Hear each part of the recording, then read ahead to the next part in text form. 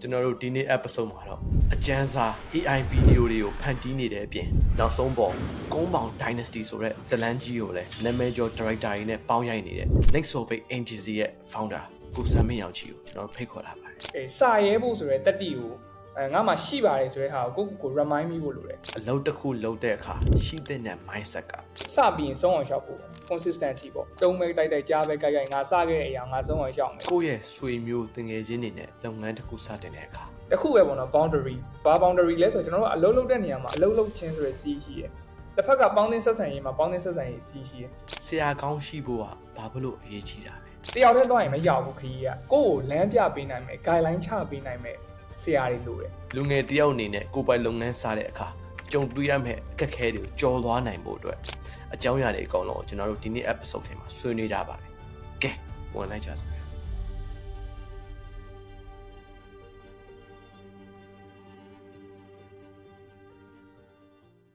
အားလုံးပဲ Total Podcast ကလေးပြန်လည်ကြိုဆိုလိုက်ပါတယ်။ကျွန်တော်တို့ဒီနေ့ podcast မှာတော့မြန်မာနိုင်ငံမှာဒီ AI နည်းပညာကိုသုံးပြီးတော့မှ AI ဗီဒီယိုတွေရုပ်ရှင်ကားတွေကြော်ညာတွေလုံးဝမိုက်အောင်လို့ထုတ်နေတဲ့ agency founder Next Survey Digital Agency ရဲ့ founder ကိုစမ်းမင်းအောင်ချီကိုကျွန်တော်တို့ဖိတ်ခေါ်တာပါတယ်ဆိုတော့ကျွန်တော်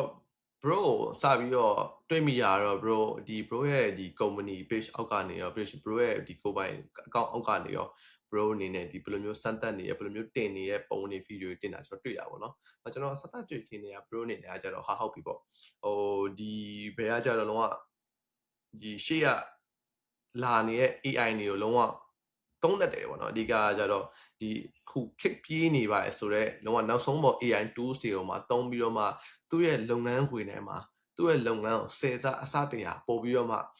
ှမြန်အောင်ပိုကျန်းအောင်လို့လုံနိုင်တဲ့လူပဲဆိုတော့သိသွားရပါတော့။ဒါအဲ့လောက်ထိမထူဆန်းဘူး bro ကလည်းလူငယ်ပဲပြီးလို့ရှိရင်နေပညာတတိပိုင်းစမ်းရတာလည်းကြိုက်တယ်ဆိုတော့ကျွန်တော်ဒီနေ့ episode ထဲမှာဝင်သွားချင်တာကျတော့ဟုတ်ပြီပေါ့။ဒီ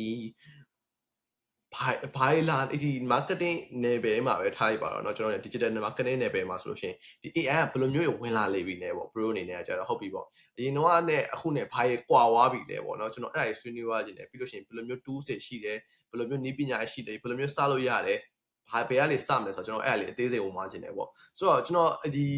ဘယ်လိုမျိုးဝင်သွားခြင်းလဲဆိုတော့ပထမဆုံးအနေနဲ့ bro အနေနဲ့အခု bro လုပ်နေတဲ့ဒီ project တစ်ခုကိုကျွန်တော်စရင်ဆက်လိုက်လိုက်ရလေ bro အနေနဲ့အခု bro လုပ်နေတဲ့ဒီကုန်းပေါင်ဆိုတဲ့ဒီရုပ်ရှင်ကားတကားမှာ bro အနေနဲ့ပါဝင်မှုရှိနေတာကျွန်တော်သိရတယ်ပေါ့ဆိုတော့ bro အဲ့ထဲမှာဆိုလို့ရှိရင် bro အနေနဲ့ဒီ trailer တွေပါဆိုလို့ရှိရင်အကုန်လုံး AI ဝဲသုံးနေရဆိုတော့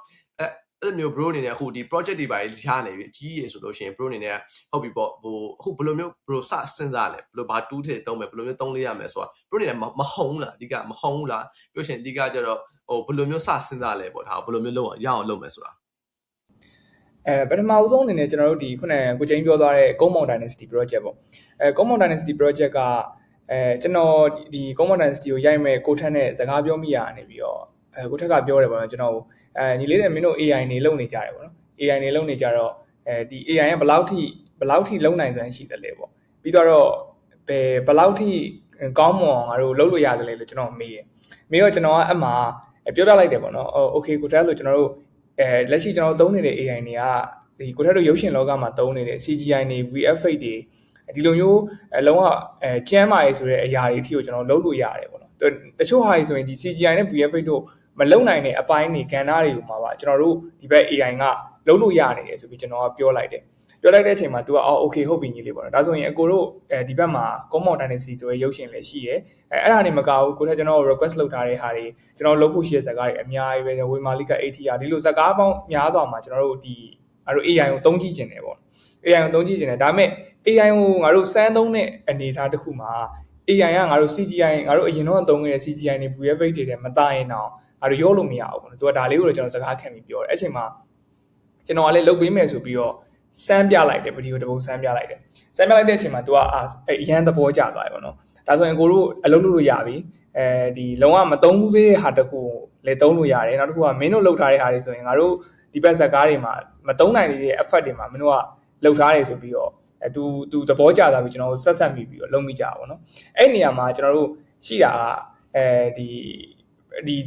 CGI တို့ VFX တို့မိအောင်လုပ်ရတဲ့နေရာမှာကျွန်တော်တို့က AI တစ်ခုတည်းနဲ့မရအောင် AI တစ်ခုတည်းနဲ့မရအောင်ဆိုတာ AI application 2တစ်ခုတည်းနဲ့ကျွန်တော်တို့ကသုံးလို့မရဘူးကျွန်တော်လောက်ရတဲ့နေရာမှာ application 4-5ခုလောက်ကိုကျွန်တော်တို့က link ချိတ်ပြီးတော့သုံးရတာပေါ့နော်ဥပမာဒီ application ကနေ background effect တွေလုပ်တယ်ဒုတိယ application ကကျွန်တော်တို့ကဒီအထဲမှာပါတဲ့ sound effect တွေပေါ့နော် sound effect တွေကိုကျွန်တော်တို့လုပ်မယ်တတိယတစ်ခုကကျွန်တော်တို့ကဘာလုပ်တယ်လဲဆိုတော့ဒီ visual effect တွေထည့်မယ်အဲ့လိုပဲ structure တစ်ခုကကျတော့ဒီ character ကိုကျွန်တော်တို့က mascot အုပ်တာ mask အုပ်တာမျိုးတွေဒီပြီးတော့ဒီ character development လုပ်တာမျိုးတွေကိုသုံးမယ်ဆိုပြီးကျွန်တော်တို့ကapplication 4-5ခုလောက်ချိန်ပြီးတော့လုပ်ရတယ်ပေါ့နော်လုပ်ရတယ်ဆိုပေမဲ့လည်းတစ်ဖက်မှာအားတာတဲ့အချက်ကဒီသူတို့ပုံမှန်လုပ်ငန်းစဉ်တွေမှာလုပ်နေကြတဲ့ CGI နဲ့ VFX တွေကျွန်တော်တို့ကမြန်တယ်မြင်နေဆိုတာဥပမာ CGI နဲ့ VFX က1မိနစ်တစ်ပုတ်ကို2လလောက်ချိန်လုပ်တယ်ဒါပေမဲ့ကျွန်တော်တို့ကတစ်ပတ်လောက်နဲ့ပြီးအောင်လုပ်တယ်ပေါ့နော်အဲ့ချိန်မှာ market ထဲမှာရှိတဲ့ client နဲ့သဘောကျလာတယ်အဓိက speed ပေါ့ကိုချင်းရဲ့speed ကိုသဘောကျလာတဲ့အနေအထားတစ်ခုမှာကျွန်တော်တို့ ਨੇ အဲ့လိုလက်တွဲပြီးတော့လုပ်ဖြစ်သွားတာအဲ့လိုရှိရပြဟုတ်ဒါ bro အနေနဲ့ဒါဘယ်လိုမျိုးစဖြစ်သွားလဲဘယ် tools ပေါ့နော်အဓိကကျဘယ်ကတိအားကိုသုံးပြီးတော့မှစပြီးတော့မှလက်ဆန်းမိသွားတာလဲပေါ့ဒါ bro ဆန်းခဲ့ရလား bro ရဲ့တငယ်ချင်းတယောက်ဆန်းပြီးတော့ bro ပြန်တင်ပေးရလား bro ဒါပကြီးနဲ့ပယ်တဲ့ကိုဘယ်လိုမျိုး bro ရဲ့အစဘယ်လိုလဲဒီ agency စမယ်ဆိုပြီးတော့မှ bro အဲ့လိုမျိုး AI tools တွေစရလားဒါမှမဟုတ် AI tools ကိုသုံးပြီးတော့မှ agency စမိသွားတာကျွန်တော်ကအစကကျွန်တော် video editor ကိုမှကျွန်တော် video edit လေးလုပ်တယ်ပေါ့ဗျာဒီ freelance လုပ်ပြီး video editing လေးလုပ်တယ်ဒါပေမဲ့ကျွန်တော်တစ်ခုရှိတာကျွန်တော်တွေးမိရပါတော့ okay ငါ video editing ပဲလုပ်နေလို့ကတော့အဆင်မပြေဘူးပေါ့နော်ငါ video editor ပဲဖြစ်နေလိမ့်မယ်ငါ business owner မဖြစ်နိုင်ဘူးနောက်တစ်ခုကvideo edit လုပ်တဲ့အချိန်မှာကျွန်တော်တို့အရင်တော့လုပ်တာ AI လုံးဝမပါတဲ့အတွက်အရန်ကြာတယ်တပုတ်ကိုတစ်ပတ်နှစ်ပတ်လောက်ကြာတဲ့အချိန်မှာကျွန်တော်အနေနဲ့လစဉ်အဆင်မပြေဘူးကျွန်တော်လိုချင်တဲ့ပမာဏတွေမရောက်ဘူးကိုချင်းအဲ့တော့ကျွန်တော်ဘာလုပ်ရတယ်လဲဆိုတော့ဘာတွေးမိသွားတယ်လဲဆိုတော့ကျွန်တော်ဒီ online ပုံမှာပေါ့နော်ကျွန်တော်ဆရာပါပဲဒေါက်တာဆိုင်းပေါ့ဒေါက်တာဆိုင်းရဲ့ကျွန်တော်ဗီဒီယိုတစ်ပုဒ်သွားတွေ့ရသူကဘာပြောသလဲဆိုတော့လူငယ်တွေမလို့လာခဲ့လူငယ်တွေ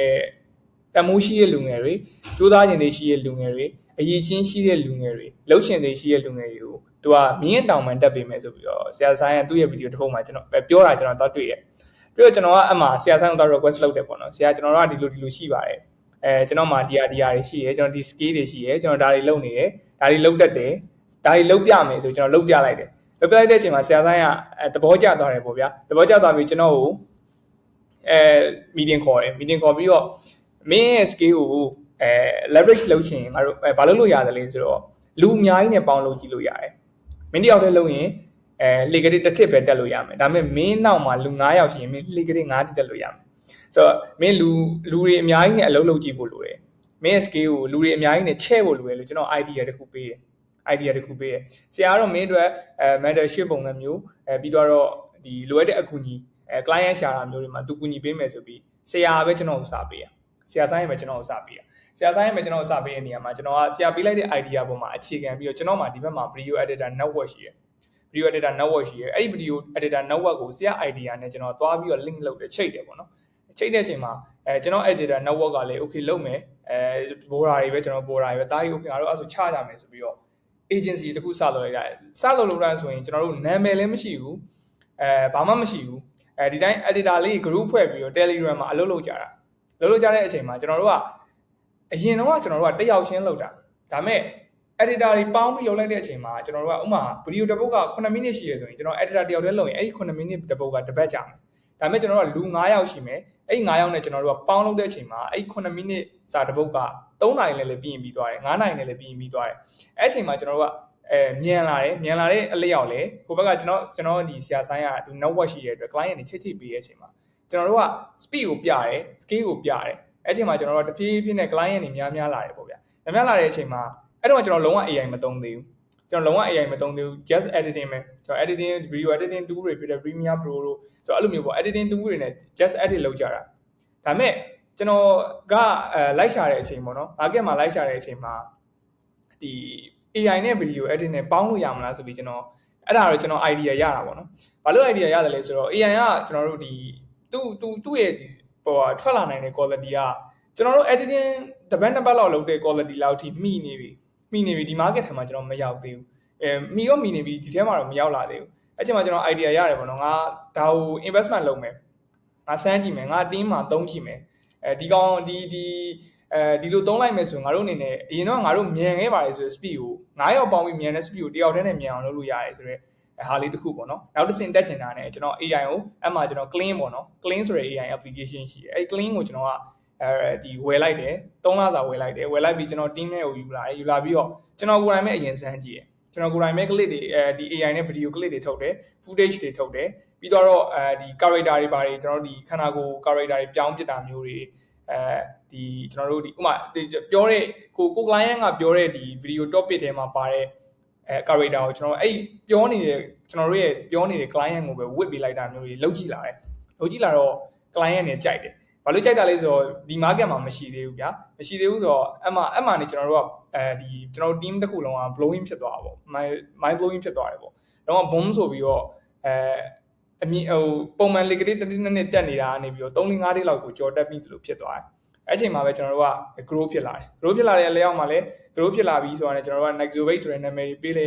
ပြီးတော့ဒီ brand ရဲ့ဒီ virtual guideline တွေပါတယ်ထုတ်ပြီးတော့ team ကို structure ကြဖွဲ့လိုက်တယ်အဲ့လို structure ကြဖွဲ့လိုက်ပြီးတော့ကျွန်တော်တို့ကဒီဘယ်လိုပြောမလဲကျွန်တော်တို့ရဲ့ဒီ client network တွေကနေပဲ network တွေနဲ့ချိန်ပြီး client တွေရအောင်ပြန်ချရတယ်ပေါ့နော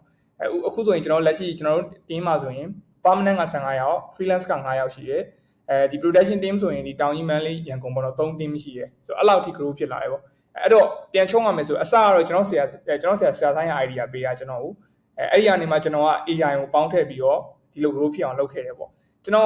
လုပ်ခဲ့တဲ့ AI ကgrow ဖြစ်စေခဲ့တဲ့ AI ဆိုရင်တော့ကျွန်တော် clean ပေါ့နော် clean application ရှိတယ်နောက်တစ်ခုကတော့ Hifi ပေါ့ Hifi ကအခုလက်ရှိအရင် trend ဖြစ်နေကိုကျင်းတို့လည်းသိမှာပဲဒီ Hifi ဆိုတာရှိတယ်ပြီးတော့ဒီ grow တို့ video တို့ကျွန်တော်ဒီလိုမျိုး video create လုပ်တဲ့ AI တွေအများကြီးကျွန်တော်သုံးတယ်အဲ့ဒီမှာကျွန်တော်တို့အဓိကအသုံးပြုတဲ့ AI 2ကနှစ်ခုပဲ Hifi နဲ့ clean နှစ်ခုဆိုပေမဲ့ Hifi ထဲမှာလည်း clean တီးတန့်ပါတယ်ဒါပေမဲ့ကျွန်တော်တို့ team ထဲမှာက mobile နဲ့လုပ်တဲ့ editor တွေလည်းပါတဲ့အတွက် clean ကတီးတန့်ဝယ်ပေးထားတယ် Hifi ကိုလည်းကျွန်တော်တို့က professional သုံးနေတယ်ဗျဟုတ်ကို့မှာ skill ရှိနေတယ်လို့ခံစားရပေမဲ့ဒါပေမဲ့ကို့ဘယ်သူမှအလောက်ကအခွင့်အရေးမပေးလို့စိတ်ညစ်နေပါသလားစိတ်ညစ်နေရဆိုလို့ရှိရင်တော့ကျွန်တော်ပြောရလေနားထောင်လိုက်ပါကျွန်တော်ဒီနေ့ကို့မှာဒီအလောက်ကအတွေ့အကြုံတွေ CV တွေ resume တွေဘွဲတွေဘာမှလည်းရှိဖို့မလိုဘူးဒေါ်လာနဲ့လည်းအလောက်ကအခွင့်အလမ်းတွေရမယ်ကျွန်တော်အလောက် application တွေတခုကိုမိတ်ဆက်ပေးခြင်းပါတယ်အဲ့ application ရဲ့နာမည်ကတော့ Talent OS ပါပဲဒီ Talent OS ဘယ်လိုမျိုးလုပ်လို့လဲတော်တော်လေးရိုးရှင်းပါတယ် Talent OS ကိုကသွားအကောင့်သွားပြီးမှအကောင့်ဖန်တီးပြီးရဆိုတာနဲ့ကိုယ့်ရဲ့ချိန်နဲ့တက်ရ career ကိုရွေးပြီးတော့မှအဲ့ career ရဲ့ mission တွေစလုပ်လိုက်အောင်ပါပဲဆိုတော့ကိုက mission တွေလုံရင်းနဲ့အဲ့ mission တွေလုပ်ပြီးရတဲ့ဟာတွေကိုလည်းပြန်ပြီးတော့မှတင်လို့ရတဲ့အပြင်အဲ့ mission တွေလုပ်ပြီးရတဲ့ဟာတွေကလည်းကိုယ့်ရဲ့ profile အောက်မှာလာပြီးတော့မှတက်တဲ့အဖြစ်ရှိနေမှာဖြစ်ပါတယ် mission တွေနဲ့လုပ်မယ်ကိုယ်တငယ်ချင်းတွေလုပ်ထားတဲ့ mission တွေကိုလည်းကိုကပြန်ပြီးအားပေးလို့ရမယ်ပြီးတော့အချင်းချင်းနဲ့ရှင်ပြိုင်လို့ရမယ် feature တွေလည်းရှိပါသေးတယ်ဒါပေမဲ့အများကြီးပိုရှိပါသေးတယ်ဒီ Talent OS ရဲ့အကောင်းဆုံးအချက်ကတော့နိုင်ငံခြားလုပ်ငန်းရှင်တွေကလည်းပေးတဲ့ဒေါ်လာနဲ့တကယ်တမ်းရမယ် bounty ဆိုတဲ့ဟာလေးဖြစ်ပါတယ်။ကဲလို့ company တစ်ခုက video တစ်ခုဖန်တီးပါဆိုတော့ bounty တစ်ခုကိုလာချလိုက်မယ်ဆိုလို့ရှိရင်ကိုကသူတို့ဖန်တီးတဲ့အခိုင်ဝင်ပြီးတော့ဖန်တီးလိုက်သူများရင်းနဲ့ဝင်ပြိုင်တကယ်လို့ကိုယ့်ရဲ့အလုပ်အရေးအသွေးကအကောင်းဆုံးဖြစ်မယ်ဆိုလို့ရှိရင်အရွေးချယ်ခံရမယ်စုကြီးငွေလည်းထထင်းတန်းရပါမယ်။ဒါကတော့ကျွန်တော် Talent OS အကြောင်းကိုရှင်းပြသွားနည်းလေးပဲရှိပါသေးတယ်။ Talent OS application တွေမှာဆိုလို့ရှိရင်တော့မြန်မာပြည်ကတကယ်ထိပ်တန်းပညာရှင်တွေသင်ကြားပေးထားတဲ့ course တွေလည်းဝင်ပြီးတော့တက်လို့ရပါတယ်ကိုစုထားတဲ့ point နေရာလေးလည်းတစ်ဆင့်တကယ်အခွင့်အရေးတွေပစ္စည်းတွေလည်းလဲလှယ်လို့လည်းရပါသေးတယ်ဆိုတော့ဒီ application ကတော့အလောက်ကန်အတွေ့အကြုံ resume တွေမရှိပေမဲ့လည်းစိတ်အားထက်သန်ပြီးတော့မှလှုပ်ချင်စိတ်ကန်ချင်စိတ်ပြင်းပြနေတဲ့လူတွေအတွက်ကတော့အကောင်းဆုံး application တစ်ခုပါပဲ Talent OS ကိုသင်ရဲ့နီးစပ်ရာ App Store သို့မဟုတ် Play Store ကိုသွားပြီးတော့မှ download ဆွဲလိုက်ပါ download ဆွဲပြီးမှအကောင့်ကိုအခမဲ့ဖွင့်ပြီးတော့မှစပြီးတော့မှအလောက်ကန်ခွင့်ရေးရှာပြီးတော့မှသင်ဘဝကိုတိုးတက်ပြောင်းလဲလိုက်လို့ရပါပြီကဲ episode ထဲပြန်လည်ဝင်လိုက်ကြစို့ဗျာဒီလောက်ခဲ့တဲ့လုပ်ငန်းစဉ်မှာဆိုလို့ရှိရင်အခုဒီစကြင်နေရဲ့အခုဟုတ်ပြီပေါ့ bro ရဲ့ဒီခီးစဉ်ကိုကြားပြီးသွားပြီးတော့မှဟုတ်ပြီပေါ့ငါလည်းစလိုက်ရင်ကောင်းမလားငါလည်းဘယ်လိုလုပ်ရင်ကောင်းမလဲဆိုပြီးတော့မှအခုကြည့်နေတဲ့ဒီလူငယ်ဒီရှိရယ်ပေါ့နော်ဆိုတော့သူတို့ဘာအကြံပေးခြင်းလဲအဓိကကျ bro အနေနဲ့ဒီလူငယ်တဲ့ဒီတစ်နှစ်နှစ်6လမှာအဲ့လိုမျိုးအကျုံးခဲ့ရမှာဆိုလို့ရှိရင်လုံးဝသင်ခန်းစာတစ်ခုရခဲ့မယ်ဘာရှာခဲ့မယ်ဆိုလို့ရှိရင်ဘဲစာဘယ်လိုမျိုးအစမှာဆိုလို့ရှိရင်ဒီအစခီးစဉ်မှာဘယ်သင်ခန်းစာအကြီးဆုံးဘာရခဲ့လဲပြီးလို့ရှိရင်ဘယ်လိုမျိုးဘာပေးခြင်းလဲဘာပြောခြင်းလဲအဓိကကျွန်တော်တို့ကပထမဆုံးလူငယ်တွေအနေနဲ့ဘာတိဖို့လိုတယ်လဲဆိုတော့စာရဲဖို့ဆိုရဲတက်တီကိုငါမှရှိပါတယ်ဆိုတဲ့ဟာကိုကို remind မိဖို့လိုတယ်တက်တီကကျွန်တော်တို့မရှိတာမဟုတ်ဘူးမြုပ်နေတာလူတိုင်းလုံရဲတယ် လူတိုင်းလုပ်ရတယ်အဲ့ဒါဘယ်မှာသွားတွေ့ရတယ်လဲဆိုကျွန်တော်တို့အခက်အခဲအကြီးအမားတစ်ခုခုဖြစ်ပြီဆိုရင်အဲ့ဒါကြီးခန္ဓာကိုယ်ထဲကနေကျွန်တော်ထွက်လာတယ်အဲ့ energy ကဥပမာဗျာမီးလောင်ရင်ကျွန်တော်တို့ခြံကြီးကိုခုန်ပေးလိုက်တယ်အဲ့ခြံကြီးကဘယ်လောက်မြင်မှမသိဘူးဟိုဘက်ရောက်သွားတဲ့ဟာမျိုးလို့ဆိုတော့အဲ့လိုမျိုးအခက်အခဲတစ်ခုဖြစ်တဲ့အချိန်မှာထွက်လာတဲ့ energy ကအမြဲတမ်းရှိနေတယ်ကျွန်တော်တို့ဒီ is data အတွင်းစိတ်ထဲမှာကင်းရောက်နေဆိုတော့ကျွန်တော်တို့အဲ့ဒါကို remind မိဖို့လိုတယ်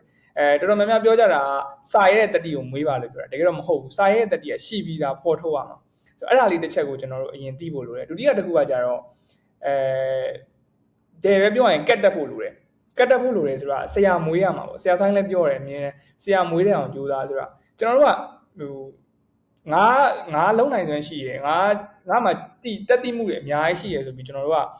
တယောက်တည်းသွားရင်မရောက်ဘူးခရီးကကျွန်တော်တို့အဲ့တော့ဘာလုပ်ရမလဲဆိုတော့ကိုယ့်ကိုလမ်းပြပေးနိုင်မယ် guideline ချပေးနိုင်မယ်ဆရာတွေလိုတယ်အဲ့တော့အဲ့လိုဆရာတွေကိုကျွန်တော်တို့ကလိုက်ပြီးတော့မွေးရမယ်ပေါ့နော်မွေးရမယ်ဆိုတော့နောက်တစ်ခုလိုက်ပြီးတော့ကျွန်တော်တို့ကဘာရှိပါကြောင်းဆိုတော့သူတို့မြင်အောင်ပြပေးရမယ်အဲ့ဒီမှာ networking ဆိုတာဖြစ်လာတယ်ပေါ့အဲ့ဒီမှာ network ဆိုတာဖြစ်လာတယ်အဲ့ဒီအချက်တစ်ခုပါပဲပထမတစ်ချက်ကတော့တတိရှိနေတယ်ဆိုတာ remind မိရမယ်တတိရှိနေတယ်ဆိုတဲ့အချက်ကိုမြင်ပြီးတော့အဲ့ဒီဟာနဲ့ကျွန်တော်တို့ကစလိုက်ရမယ်ဒုတိယတစ်ခုကကျတော့စပြီးရတယ်ကျွန်တော်တို့ကဒီစထားတဲ့အရာကိုပို့ပြီးတော့ကြီးထွားလာဖို့ grow ဖြစ်လာဖို့အတွက်ကျွန်တော်တို့ကိုအများကြီးတွန်းတင်ပေးနိုင်မယ်ကျွန်တော်တို့အတောင်ပံတက်ပေးနိုင်မယ်ဆရာတွေကိုလိုက်ရှာပြီးnetworking လုပ်ရမယ်ပေါ့ဒီအချက်နှစ်ချက်ကတော့အဓိကပဲဗျာဟုတ် Okay ဒီကိုယ့်ရဲ့တငယ်ချင်းနေနဲ့ကိုယ့်ရဲ့ border ရင်းနဲ့ဒီလုပ်ငန်းတစ်ခုခုစခဲ့တဲ့အခါမှာကျတော့ကျွန်တော်တို့အနေနဲ့ကကျတော့ဒီစကားပုံတစ်ခုရှိရမလားအဓိကကျလုပ်ငန်းအောင်မြင်လို့ရှိရင်မိသားစုနဲ့မစားနိုင်ဘူးပြီးလို့ရှိရင်ဆွေမျိုးတွေနဲ့မစားနိုင်ဘူးပေါ့ရှိရပေါ့နော်အဲဆိုတော့မိသားစုနဲ့ဆွေမျိုးတွေနဲ့စားရခါကျလို့ရှိရင်စကားရဲ့အမြဲများလို့အသိမှာဒီလုပ်ငန်းဘယ်လိုမျိုးဘယ်သူကဘာလုပ်ရမလဲဆိုတော့တခြားအတိုင်းတိုင်းမရှိတော့ဆိုတော့ bro အနေနဲ့ bro ရဲ့ border တွေနဲ့ bro ရဲ့တငယ်ချင်းတွေနဲ့စားခဲ့တဲ့ခါကျတော့ဒီဘယ်လိုမျိုးသင်ခန်းစာတွေဘယ်လိုရှင်ဘယ်လိုမျိုးဘာတွေသင်ကြားခဲ့ရလဲပေါ့နော်တရားရင်တဲ့ဘယ်လိုမျိုးစကားပြောဖို့ဘယ်လိုမျိုးလုပ်ဖို့ဘယ်လိုမျိုးအစ်မှာ deadline တွေပါမှီဖို့ဘာညာပေါ့အဓိကကျွန်တော်လည်းအဲ့လိုပါပဲခုနကကိုချင်းပြောသလိုပဲဘော်ရိုင်းနဲ့စခဲ့တဲ့အတွက်တစ်ဖက်မှာဒီတပြားဟောင်းကြီးပေါ့နော်တပြားဟောင်းပြဿနာတွေကလည်းရှိတယ်ဥပမာကျွန်တော်တို့အလုပ်လုပ်နေနေသစ္စာဖောက်သွားတာမျိုးတွေကျွန်တော်တို့ရဲ့ database ကိုကျွန်တော်တို့ရဲ့တခြားပြိုင်ဘက် agency တွေကိုသွားပေးတာမျိုးတွေဒီထဲက editor ကိုပဲဟိုဘက်ကနေ salary ပို့တိုးခေါ်တဲ့အချိန်မှာအဲ့တငယ်ချင်းအရင်ဆိုတဲ့သူတွေကပဲအဲ့မှာသွားလုပ်ပြီးတော့ကျွန်တော်တို့လုပ်တဲ့ flow ကိုသွားချပြတာမျိုးတွေလုပ်တဲ့အချိန်မှာကျွန်တော်တို့ဒီဘက်မှာအားချမ်းပြန်လုပ်ရတာရှိတယ် flow တွေပြန် change ပေးရတယ်ကျွန်တော်တို့လုပ်တဲ့ type တွေပြန် change ရတယ်ကျွန်တော်တို့ client တွေကိုသုံးပေးနေတဲ့ editing style format တွေကိုကျွန်တော်တို့အသစ်တွေပြန်လုပ်ရတဲ့ဟာရှိတယ်ဒါတွေကတစ်ပိုင်းပေါ့နော်ဒီတငယ်ချင်းတွေနဲ့လုပ်တဲ့အချိန်မှာအဲ့လိုမျိုးပွေဖောက်တဲ့တငယ်ချင်းတွေပါတဲ့အချိန်မှာတစ်ခုဖြစ်တဲ့တစ်ပိုင်းပေါ့နော်နောက်တစ်ခုကကြတော့အဲ့လိုအစိုးထဲမှာလည်းအကောင်းနေရှိပါတယ်ဆိုတော့ပြောချင်တာပေါ့။ဘာလဲဆိုတော့တကယ်ချင်းနဲ့လုပ်တိုင်းမအောင်မြင်တာမဟုတ်ဘူး။ဘော်ဒိုင်နဲ့လုပ်တိုင်းမအောင်မြင်တာမဟုတ်ဘူး။ဆွေမျိုးမိတ်ဆွေတွေနဲ့လုပ်တိုင်းမအောင်မြင်တာမဟုတ်ဘူး။အဓိကကိုလုပ်တဲ့သူတွေရဲ့ mindset ပဲ။သူတို့ရဲ့ mindset ကကောင်းနေကျွန်တော်တို့ကကိုယ့်အဖေနဲ့လုပ်လဲအောင်မြင်တယ်။ကိုယ့်အမေနဲ့လုပ်လဲအောင်မြင်တယ်။တခုပဲပေါ့နော် boundary ဘာ boundary လဲဆိုတော့ကျွန်တော်တို့အလုပ်လုပ်တဲ့နေရာမှာအလုပ်လုပ်ချင်းဆိုရယ်စီးရှိရယ်။တစ်ဖက်ကပေါင်းသင်းဆက်ဆံရေးမှာပေါင်းသင်းဆက်ဆံရေးစီးရှိရယ်။ကျွန်တော်ဒီစီးကိုကောက်ကွက်ပြပြတိဖို့ပဲလိုတာ။အဲ့လိုကောက်ကွက်ပြပြတိဖို့အတွက်ကလည်းကိုဥဆောင်နေတဲ့လူကအဲ့ဒီလူတွေကို training ပေးနိုင်မှာရမယ်ကျွန်တော်ဆိုရင်ရှိရကျွန်တော်တကယ်ချင်းနေပကုံးဘက်ပေါင်းနေအရန်ရင်းနှီးတဲ့ဒီထဲမှာကျွန်တော်နဲ့အရန်ရင်းနှီးတဲ့ဒီ Nova တို့ဒီလိုပေါ့နော်ကျွန်တော်တင်းထဲမှာဆိုဒီလိုကောင်းနေရှိရကျွန်တော်နဲ့အရန်ခင်တဲ့ကောင်းနေဆိုတော့ဒီလိုကောင်းသူတို့ကဘာလုပ်ရတယ်လဲဆိုတော့သူတို့နဲ့အတူတူအလုပ်လုပ်တဲ့အချိန်မှာသူတို့ကကျွန်တော်ကိုအလုပ်ရှင်လို့မမြင်မဲနဲ့ border တယောက်လို့မြင်တဲ့အပိုင်းတွေရှိရအဲ့အချိန်မှာကျွန်တော်ကဘာလုပ်ရတယ်လဲဆိုတော့အလုပ်မှာအလုပ်စီးရှိရအလုပ်ရှင်ပေါ်မှာထားမဲ့respect ဆိုတာရှိတယ်ဒါတွေကိုကျွန်တော်က training ပြန်ပေးရတယ် training ပြန်ပြီးသူတို့ mindset ကိုကျွန်တော်တို့ကဒီ develop လုပ်ပေးရတယ်ဒီအချိန်မှာအဆင်ပြေလာတယ်ပေါ့နော်အဲ့တော့ခုနကကိုချင်းပြောတဲ့စကားအရာဒီမိသားစုနဲ့လုပ်တဲ့အချိန်တငယ်ချင်းအပေါင်းအသင်းတွေနဲ့လုပ်တဲ့အချိန်အဆင်မပြေဘူးဆိုတာမဟုတ်ပါဘူးအဆင်ပြေအောင်ကြိုးစားမကြည့်လို့ပေါ့နော်နောက်တစ်ခုကအဆင်ပြေလာမယ့်နီးလန်းတွေကိုကောင်းကောင်း train မပေးနိုင်လို့ပဲဖြစ်ပါလိမ့်မယ်အဲ့တော့ကောင်းကောင်း train ပေးနိုင်ရင်အဲ့နီးလန်းတွေကိုရှာပေးနိုင်ရင်ကျွန်တော်တို့ကအဆင်ပြေပါတယ်ဒီခီးစင်မှာရောအတိုက်ခံနေပေါ့နော်သဘောတရားဘေးနာကကိုမိဘတွေဒါမှမဟုတ်လို့ရှင်ဒါမဖြစ်နိုင်ပါဘူးလေဒါ AI တွေဘာတွေလုပ်နေရလဲဆိုတော့အဲ့လိုမျိုးအတိုက်ခံနေရောကြုံတွေ့ခဲ့ရတော့ရှိလားပြရှင်ဒီလူငယ်တယောက်အနေနဲ့အဲ့အတိုက်ခံနေဆိုလို့ရှင်ကိုအနေနဲ့ဘယ်လိုမျိုးလွန်းကြော်လာခဲ့လဲပေါ့နော်ကျွန်တော်လည်းရှိပါတယ်အဲ့လိုတွေဗာလဲဆိုကျွန်တော်ကိုယူနေတော့ထင်ကြရဦးအိမ်ကလူတွေကကျွန်တော်အစcontent creator လုပ်တယ်အဲ့မှာကျွန်တော် YouTube channel ရှိရယ် Samin Thoughts Spear ဆိုပြီးအဓိကတမိုင်းနေဒီ religion နဲ့ပတ်သက်တဲ့သမိုင်းတွေဒီ universe နဲ့ပတ်သက်တဲ့အရာတွေဒါမျိုးတွေပေါ့နော် philosophy ဒါတွေကို sharing လုပ်တဲ့အချိန်မှာကျွန်တော်စာအများကြီးဖတ်ရတယ်ကျွန်တော်အိမ်မှာဆိုရင်ကျွန်တော် library ရှိရယ်စာအုပ်300လောက်ရှိရယ်အဲ့စာအုပ်ပုံကြီးထဲမှာကျွန်တော်ခေါင်းဆိုင်ပြီးတော့နေခဲ့တဲ့ကာလတွေလည်းရှိရယ်အဲ့ချိန်မှာဆိုကျွန်တော်အိမ်ကကျွန်တော်ဘာထင်တယ်လဲဆိုတော့ဒီကောင်ယူသွားပြီပေါ့နော်ဘာလို့ဆိုကျွန်တော်အခန်းထဲဝင်ပြီးသွားပြီဆိုတပတ်လောက်ထိကျွန်တော်ပြန်မထွက်ဘူးဗျာဥမာ YouTube တစ်ပုတ်လောက်တော့မယ်ဆိုရင်အဲ့ဒီတစ်ပုတ်မှာထည့်မဲ့ information ကိုကျွန်တော်ရှာတဲ့အချိန်ဆိုရင်အောက်တောင်မစင်ဒီလိုမျိုးအိမ်တွင်းအရန်အောင်ပြီးတော့ကျွန်တော်အဲ့လိုကြီးခေါင်းဆိုင်နေတဲ့အချိန်မှာအိမ်ကလူတွေကယူနေပြီလို့ထင်တယ်ထင်တဲ့အချိန်မှာကျွန်တော်ကိုမနေခိုင်းတော့ SRO တွေကျွန်တော် SRO တွေမင်းဆက်လုပ်နေမယ်ဆိုရင်ငါ SRO တွေတိန်းတော့မယ်ဆိုပြီးအိမ်ကကျွန်တော်အဖေပေါ့နော်ပြောတယ်ပြောသူအလုပ်တွေမှာကျွန်တော်ကိုအတင်းစိုးခေါ်ပြီးလုပ်ခိုင်းတယ်ပေါ့နော်မင်းငါသားမင်းယူတော့မယ်ဒါမျိုးတွေရှိတယ်နောက်တစ်ခုကကျတော့အားမပေးဘူးလားဆိုတော့အားပေးပါတယ်ဥပမာကျွန်တော်ကျွန်တော်ဒီနေမြို့ကနေပြီးရန်ကုန်လာတဲ့အချိန်မှာလည်းခွင့်ပြုတယ်ကျွန်တော်ဒီအလုပ်တဲ့အချိန်မှာလည်းခွင့်ပြုအဓိကတော့ကျွန်တော်ကဘာလုပ်ပြရတယ်လဲဆိုရင်တော့ခွင့်မပြုရတဲ့အခြေအနေတစ်ခုမှာခွင့်မပြုနေသေးတဲ့အခြေအနေတစ်ခုမှာမရရအောင်လုပ်တယ်ခွင့်မပြုတဲ့ကြားကနေမရရအောင်လုပ်တယ်နောက်ပြီးနောက်တစ်ခုကကျတော့အဲ့လိုမရရအောင်လုပ်နေတဲ့ကြားကနေပဲကျွန်တော်က result တွေပြပေးရတယ်ကျွန်တော်ကဘယ်သူတွေနဲ့ချိတ်လုံနေပါတယ်ကျွန်တော်ကဘယ်လိုမျိုးကျွန်တော်ရဲ့ဒီကျွန်တော်ရဲ့ဒီ personal မှာကျွန်တော်ဘယ်လောက်ဝင်ငွေရှိနေပါတယ်ဒါတွေကိုကျွန်တော်တို့ကမိဘတွေကိုပြပေးတဲ့အချိန်မှာသူတို့ကယုံလာတယ်အဓိကတော့ result ပြနိုင်ဖို့ပေါ့ result ပြနိုင်နေဆိုရင်ယုံလာပါလိမ့်မယ်နောက်တစ်ခုက result ပြရတဲ့သားတွေကတော့မှမယုံဘူးဆိုရင်လည်းလုတ်ခင်အောင်လုပ်ပေါ့နော်မယုံလို့အားမပေးလို့လက်မခံလို့ဆိုတဲ့အချက်တွေနဲ့ကိုလုံးချင်နေတဲ့အရာတွေကိုထုစစ်ပုံဖော်ချင်နေတဲ့ကိစ္စရက်တွေမှာမလုံးလိုက်မိဘူးဆိုရင်ဒါတွေကနောက်20နှစ်30ကိုအသက်ကြီးလာတဲ့အချိန်မှာအရန်တောင်တာရစရာကိစ္စတွေဖြစ်လာနိုင်တယ်အဲ့တော့တားနေတယ်ဆိုရင်ကိုက result ပြရတဲ့ကြားနဲ့တားနေတယ်ဆိုရင်လည်းမရရအောင်လုပ်နောက်တစ်ခုကresult မပြနိုင်သေးလို့တားနေဆိုရင် result ပြနိုင်အောင်လုပ်ဒါဆိုရင်ခွင့်ပြုလာပါလိမ့်မယ်အိမ်ကလူကြီးတွေကပေါ့နော်လူငယ်တယောက်ရဲ့သူ့အနေနဲ့မျှော်လင့်ချက်ရှိတယ်အင်အားတွေဒီလောက်ကိုလှုပ်ချင်နေစေစိတ်ကရှိနေတယ်ဆိုတော့သူ့အနေနဲ့တက်တီလေးစမွေးလေပြီဆိုတာနဲ့ဒီနောက်ထပ် skill တွေရောဘာရှိရအောင်မလဲဒီအစမှာဆိုလို့ရှိရင် bro အနေနဲ့ကကြတော့ဟုတ်ပြီ bro ဒီမိဘတွေကိုဒီစကားပြောခဲ့တဲ့ communication skill တွေရှိမယ်ပြီးလို့ရှိရင်အဓိကကျတော့တက်တီလည်းမွေးခဲ့တယ်ဆိုတော့ဒီနောက်ထပ် skill တွေရောဘာလုံးဝမွေးထားတင်တယ်ဘာလို့ရှိတင်ပါလဲဆိုတော့ဘာ skill တွေရောဘယ်လိုမျိုးအကြံပေးခြင်းလဲကျန်တဲ့ပုံတော့ဒီအလုပ်လုပ်တဲ့အချိန်မှာရှိရမယ့်ဒီ technology နဲ့ပတ်သက်တဲ့ skill တွေ AI ကိုသုံးတတ်ဖို့ဆိုတဲ့ဟာတွေကသင်ရင်တက်တယ်ဘာမှအချိန်မပေးအောင်အဓိကသင်ရမှာကျတော့ကိုယ် mindset ပေါ့နော်ကိုယ် mindset ကိုများများ train ရမှာလုပ်စပြီးရင်ဆုံးအောင်ရှောက်ဖို့ပေါ့နော် consistency ပေါ့ consistency ဆိုတဲ့အရာတစ်ခုလဲကိုယ့်ရဲ့ isita မှာကင်းအောင်နေဖို့လိုတယ်ငါတုံးပဲတိုက်ကြားပဲကြိုက်ငါစခဲ့တဲ့အရာငါဆုံးအောင်ရှောက်မယ်ဆိုတဲ့ကိစ္စနောက်တစ်ခုကကျတော့ vision mission ကိုလုံးဝ clear ဖြစ်ကိုကောင်းကိုအတွေးထဲမှာကိုနှလုံးသားထဲမှာချထားဖို့လိုတယ်ငါဒီလမ်းကိုရှောက်တာငါဘယ်အထိရှောက်မှာလဲဘယ်အချိန်မှာရက်မှာလဲဘယ်လိုမျိုးဖြစ်လာအောင်ပုံဖော်မှာလဲဆိုတဲ့ကိစ္စရက်တွေကိုကျွန်တော်တို့ကတိတိကျကျဆုံးဖြတ်ထားဖို့လိုတယ်နောက်တစ်ခုကကျကျွန်တော်တို့အလုပ်လုပ်ပြီးဆိုရင်တိုးရတဲ့တတိမွေးပေါ့နော်တိုးရတဲ့တတိဆိုတာကကျတော့အတိုင်းဝိုင်းနေကြတယ်ကိုတိုးရတဲ့တတိပေါ့ငါအသက်က16ပဲရှိသေးလို့18ပဲရှိသေးလို့16ပဲရှိသေးလို့ဆိုပြီးတော့လူကြီးတွေနဲ့တွားတွေ့ရမှာရှိန်နေတာမျိုးတွေလူကြီးတွေနဲ့စကားပြောရမှာကြောက်တာမျိုးတွေမရှိနဲ့တိုးရအောင်လို့တွားပြီးစကားပြောရအောင်ပြောနောက်ဝက်ကိုချဲရအောင်ချက်တကယ်ပြည့်ဝတဲ့လူကြီးတွေလက်ခံပြီးတွဲခေါ်တယ်ကျွန်တော်ခုနကစောပိုင်းမှာပြောခဲ့တဲ့ဒီကုန်းမောင် dynasty ရုပ်ရှင်တို့ဒါတွေမှာကျွန်တော်တို့ပေါဝင်ရဖို့ဆိုတာသူတို့ကကျွန်တော်တို့ကို broadcast လာမလုပ်ဘူးသူတို့မှလူတွေရှိပြီးသားပဲသူတို့အစ်စ်သုံးဖို့အရန်စဉ်းစားတယ်အဲ့ဒါကိုကျွန်တော်တို့ကလှုပ်ခွင့်ရအောင်မလုပ်ရမလဲဆိုအချက်ကတစ်ချက်တည်းပဲဘာ skill ရှိနေတယ်ဆိုတော့သူတို့မြင်အောင်ပြရမှာမြင်အောင်ပြဖို့အတွက်ကဘာလို့သလဲဆိုတော့တိုးရတဲ့တတိလိုတယ်တိုးနဲ့စကားသွားပြောရတဲ့တတိလိုတယ်ပြီးတော့ follow ခဏရင်လိုက်ဖို့လိုတယ်ပေါ့နော်ဘာလို့လဲဆိုတော့hello တလုံးသွားပို့ရင်သူစာမပြန်ဘူးစာမပြန်လို့စိတ်သက်ကြပြီးနောက်ချန်မသွားမပြောရဘူးမလုံနဲ့ပေါ့နော်တစ်ခါနဲ့မရနှစ်ခါပြောနှစ်ခါနဲ့မရသုံးခါပြောသုံးခါနဲ့မရလေးခါပြောပေါ့ဒါမျိုး follow ကိုများလိုက်ရတဲ့တတိပေါ့နော်ကျွန်တော်ဆိုလဲအဲ့လိုပဲကျွန်တော်ရှင်းမှာပြောခဲ့ဆရာဆိုင်ဆိုကျွန်တော်စာခဏရင်ပို့ရတယ်ဆရာကျွန်တော်ဒါမျိုးရှိပါတယ်ဒါမျိုးတွေသိနေပါတယ်ဒါမျိုးတွေလောက်တတ်ပါတယ်ဆိုတော့ဆရာတစ်ခါလေးပြောဆရာတွေဆိုတာကအောင်မြင်နေတဲ့သူတွေဆိုတာကသူတို့အချိန်ကအရန် busy ဖြစ်တယ်အလုံးများတယ်ကိုယ့်အချိန်ပေးလာဖို့အတွက်ဆိုတာတော်တော်ခဲရင်းတယ်ဒီကြားထဲမှာသူတို့မြင်လာဖို့ကျွန်တော်တို့ကဘာလုပ်ရမှာလဲမြင်အောင်ပြရမှာများ follow ရလုပ်ရမှာပေါ့နော်ဒီလိုအရာလေးတွေကတော့တကယ်အရေးကြီးတယ်ဟိုနောက်ပိုင်းကဏ္ဍဖြစ်တဲ့ skill ပိုင်းဆိုင်ရာကိစ္စတွေ AI ကိုဘယ်လိုအသုံးပြုရမလဲ video editing ဘယ်လိုအသုံးပြုရမလဲ digital marketing ဘယ်လိုလုပ်ရမလဲဆိုတဲ့ကိစ္စရက်တွေကသင်လို့ရတယ် ရှေ့ပိုင်းမှာပေါ့နော်ရှေ့ပိုင်းမှာ fail မသွားဖို့ကကျွန်တော်ပြောတဲ့အရာတွေကတကယ်အရေးကြီးတဲ့အရာတွေလို့ထင်ပါတယ်ဟုတ်ဒီ consistency ကဒါတော်တော်လေးအရေးကြီးတဲ့အရာလို့ထင်မိရပေါ့ bro အနေနဲ့ဒီနားအတွဲမှာရောလူငယ်အနေနဲ့အများနဲ့ကျွန်တော်ခဏတွေ့မိတာကြတော့ consistent မဖြစ်လို့တတိမရှိလို့မဟုတ် consistent မဖြစ်လို့ system တစ်ခုမရှိလို့သူတို့အနေနဲ့မစပြတ်သွားတာဒါမှမဟုတ်ရှင်မဆုံးပြတ်တာရများတယ်ပေါ့ဆိုတော့ bro အနေနဲ့ဒီနားအတွဲမှာဆိုလို့ရှင်ရော bro အရင်က YouTube channel လေးစခဲ့ရတယ်လည်းရှိတယ်ပြီးလို့ရှင်အခုလုပ်ငန်းတစ်ခုလည်းရှိနေပြီဆိုတော့ဒီမှာဘယ်လိုမျိုးနီလန်းနေဘယ်လိုမျိုး system တွေဘယ်လိုမျိုးချတာလဲဒါကိုဒီနားအတွဲမှာဘယ်လိုမျိုးအကြံပေးခြင်းလဲ